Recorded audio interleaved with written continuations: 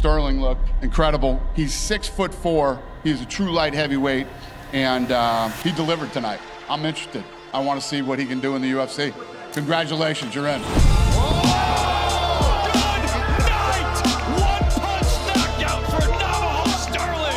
David Adesanya here, your uncrowned 145-pound champion. Joining me today is City Kickboxing's latest addition to the UFC roster. He is coming off a huge win on Dana White's Contender Series and will be making his UFC debut on the main card of the final fight night of 2024 in Tampa, Florida. Navajo Stirling. How are you, champ? Yo, feeling good, feeling good. It's good to be fighting once more, making the debut this year. I think this will be my fourth fight in the past 6.5 months. So yeah, been active, been just trying to be undeniable. So I'm 27 years old now. I grew up in Upper Hutt, Wellington, New Zealand, so the capital of New Zealand. Where I'm from, there is little to no martial arts. I kind of just saw Conor McGregor on the TV and thought, man, I've never heard anyone speak like that before and chase their dreams that brought themselves from nothing. So I decided to take that route as well. Had no clue, never had no MMA background or nothing. I just told myself I wanted to be a UFC fighter and pretty much been chasing that dream since 19. I think I had my first novice kickboxing fight with the shin guards on. Once I touched the ring for the first time, I knew this is what I wanted to do with my life. And here we are, making the UFC debut about 8 years later. So here we are. How would you describe your fighting style? My fighting style, very cerebral, very patient, very shot selective. If I was to sum it up in 2 words, I would say evasive aggression. I believe that is my fight style. I like to push forward. I like to hit with intention, but I also do not like to get hit on the receiving end. I like to make the guy miss, but also push the pressure, push the pace, and go forward and use all my physical and athletic abilities as well to finish the fight. You're also a King of the Ring champion? Yeah. Once or twice? Yeah, I won King of the Ring twice. That was where I originally made the hype known to the public, was when I won 2 8-man tournaments in K1 Kickboxing, which is like the biggest kickboxing promotion here on this side of the world in the Southern Hemisphere. You pretty much fight 3 times in a night, and I managed to do that twice in 2 different weight divisions. Both won them at 23 years old. Yeah, I think after the first one, which was when I moved to City Kickboxing and decided I wanted to take up MMA. Everyone knows it's a long and hard road to become a professional fighter, especially in mixed martial arts. Can you talk about, some of the struggles that you've gone through and the hardship that you've had to overcome in order for you to be where you are today? Yeah, I think where we come from in New Zealand, opportunity is very thin here for fighting. You have to be really, really good. You have to almost be good at promotion, all of that. And we also have to deal with working a normal job. Where I was from in Wellington, because there was not really like a big MMA scene there or fighting scene there, very hard to get sponsors. Like, not many people wanted to get behind like fighters. They didn't think of it as a reliable job, or just dealing with, like, when I would go to work and just dealing with people telling me every day, like, when are you gonna change up? When are you gonna do a normal job and come back to reality? I think people wanted me to live the same life as them. And even when I made the transition to Auckland, where MMA was bigger, I still had to work a normal job. And sometimes those hours, they wanted you to work a little bit more, which is taken away from your training time. And I just had to kind of bunch my days up. I would almost do like meal prep on the weekends. I would do all the work on the weekends just to get myself ready for the working week, just to train and go to this job. And man, it was like very taxing on the body, trying to train like a professional athlete and work a 9-to-5 job. It's very taxing. Man, it played on my mind a few times, but I just said to myself, I've come this far. There is no, all of the road behind me is gone. So the only way to go is forward, and that's all I did. I'd keep doing it, and I keep finding a way. If I didn't know anyone with opportunities, I would fight the best guy. I would call out or say, who do I got to beat next to get my shot? What do I got to do? And I just kept doing that, kept beating everyone. And at times it brought me back as well, because I ended up becoming so much hype and kept delivering. And I had the image, I looked scary. People didn't want to fight me, and that was a struggle in itself. Then it became no fights, and when you're not fighting, you're not staying relevant, you're not getting paid.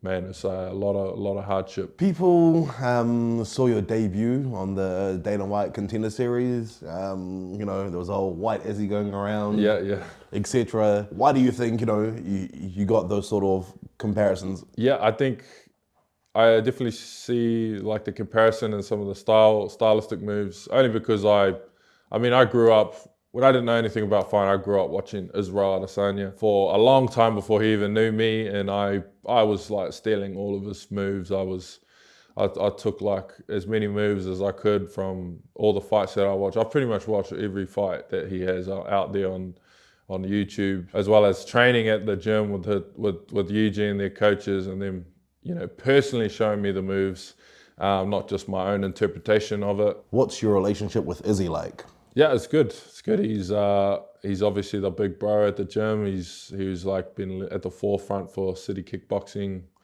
for a long time now, and yeah, I think he's like been my idol for such a long time. I've watched him very closely and the way he portrays his emotions and himself, and I've always found him to be like one of the most interesting people I've ever come across. I've never met anybody quite like him. I've just tried to copy what I can but essentially make it into my own, and all the advice he's given me through the years. So yeah, my relationship with him, he's a really good role model for me and all the other teammates now, and especially me being the youngest of the team coming through. I'm like the middle child at the gym. I'm like the leader of the young guys, so I only hope to help someone else to be the next Navajo under me, so yeah. You've been on a few trips with the boys to a couple of big UFC cards. What's that experience been like for you?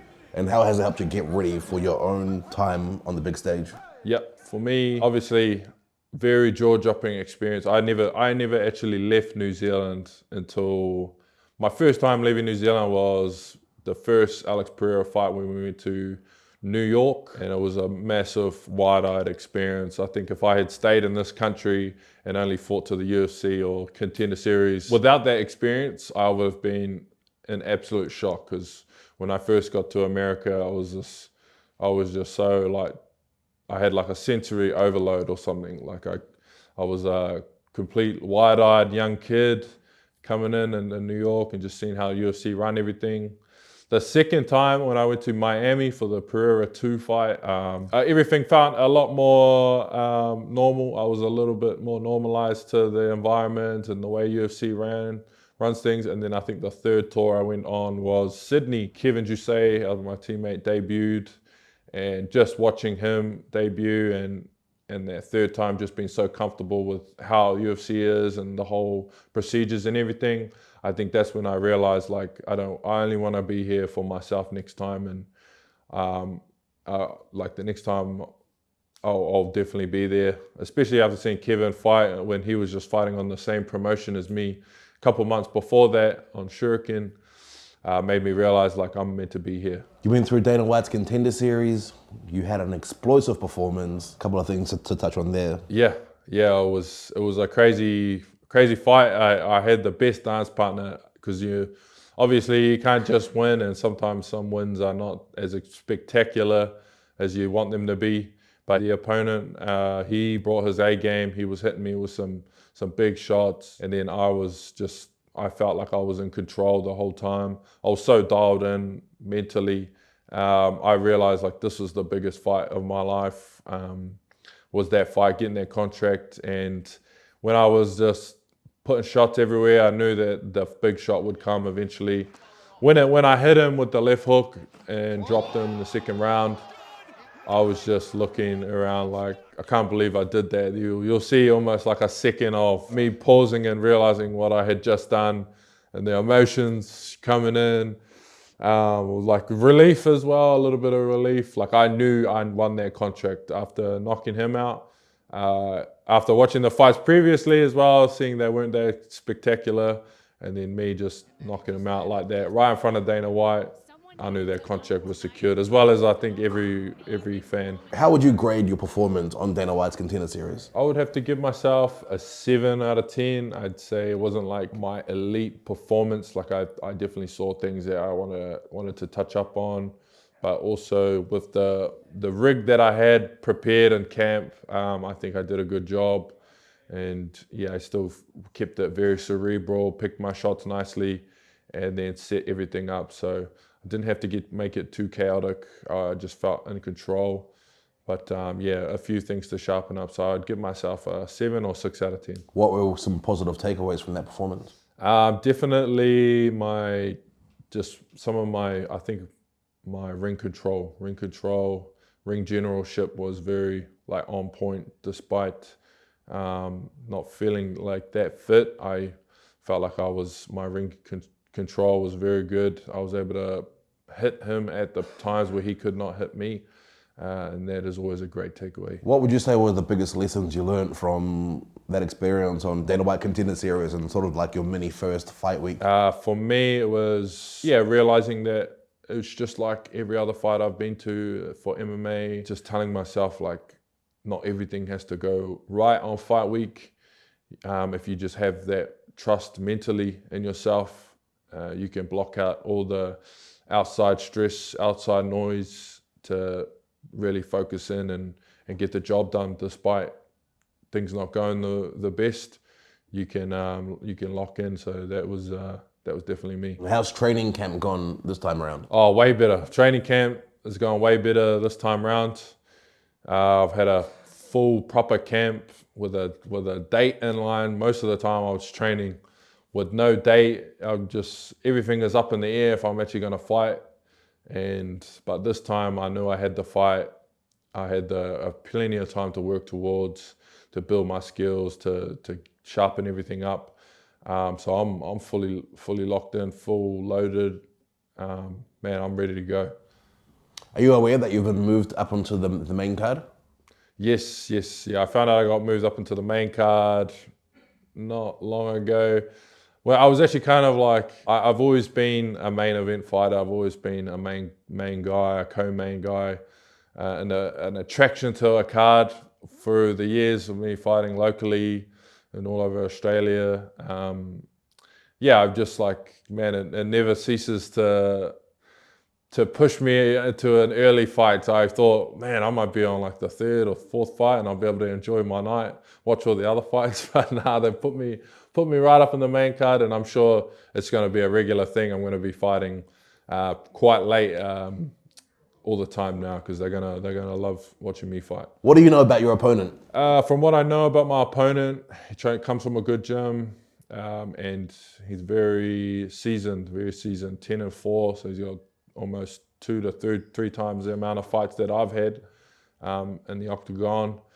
Yeah, and a well set of skills, both in the grappling and striking. So yeah, very, very big test for me. I've got the youth on him, and just that mental strength, like just knowing what I want and looking to go far. So I'm looking to do or die in that fight if I need to. Do you do much mental preparation before fights, or of how to stay calm, or visualize? Yeah, I'm definitely big on visualization, tapping in. I don't really believe in rituals as well. I'm not a big thing of rituals. I think those. Are you superstitious? I'm not superstitious, man. Those small things are just words. Those are just things that give you fear, they give you fear. So I'm definitely big on rolling up and just whooping ass on any given day. Give me a shit warm up, a you know, maybe this ain't them. I don't got my lucky undies on. It doesn't matter. I'm gonna go in there and smash up. No excuses. That mindset has taken me a long, long way. So I definitely like to visualize though. I like to think of myself being in the cage. I envision myself, the ring announcer saying my name, the UFC walk. When I watched the UFC 310 yesterday, I watched and I try to envision myself in those fighters' shoes. So that goes a long way as well. What do you do outside of training? Outside of training, bro, I'm a bit of a nerd. I just play games, watch anime, like to work out, eat food. I like to cook. I'm big on the cooking. I'm not that good at it though, but I like to try and make some meals when I can. Big snacker, eh? Big snacker. If you see me out of camp, I've pretty much always got a bag of chips or like chocolate or something, lollies, which you wouldn't think if you looked at me, you'd be like, nah, no way. But I'm a massive foodie. Yeah, I like to stream as well in my free time. I play the game and stream, and I think the streams does pretty well. So if you want to go check out my Twitch, Navajo Stirling, for sure, go see me cook up on the game. What is your ultimate goal as a fighter, or goals that you have for your career? My ultimate goal might come off as brash, but I genuinely just want to be the best fighter that ever lived. And that is obviously up to discussion with opinions or whatever. But that's what I'm shooting for is like that sort of ranking, you know, that on the hierarchy. And even if I'm mentioned among the greats or whatever, you know, people are getting pissed off hearing that. It doesn't matter. That's for me. That's what I'm striving for, and it makes me never get too comfortable, man. I've always got something I want to go for, and the original first part of that goal was to get here to the UFC, so that I could really fight the best and become that what I think that fighter is. And genuinely, I think I have the potential. When I look at the skill sets I have, the physique that I have, the way my mind works and the way I fight, and just all the physical attributes, I think I do have the potential. So if anyone has got something to say, man, say it to my face and I'll mess you up, man. What do you have to say to everyone that has been supporting you since day dot all the way up until the start of making your dream happen? Yeah, man, I'd just like to thank my family, all of New Zealand. Like, you know, just want to say, like, I told you so, you know, like, I knew we were going to be here. And I just want to thank you guys for getting on the bandwagon, getting on the hype train, because the hype is real, and only you guys know that right now. So, yeah, I just want to extend my thanks to everybody that's been with me. So you can follow my YouTube at Sterling Warrior MMA, and then all the other socials, TikTok, Instagram, Twitter at Navajo Stirling, and Twitch. And then, just a big thank you to all my sponsors, RPM, Renew Wellness, Mount Eden Chiropractic, Kirkwood Barbers, Unofficial Lifestyle Clothing, Engage, Betcha, Duo Homes. And I think that's it. It's a lot of sponsors, man. Yeah, man, a lot of sponsors, man, but they helped me, man. They helped me this year. I wish you all the best, brother. See you. What's up, brother? Hey guys, what's up? Izzy here. Like, subscribe, and comment if you enjoyed this video.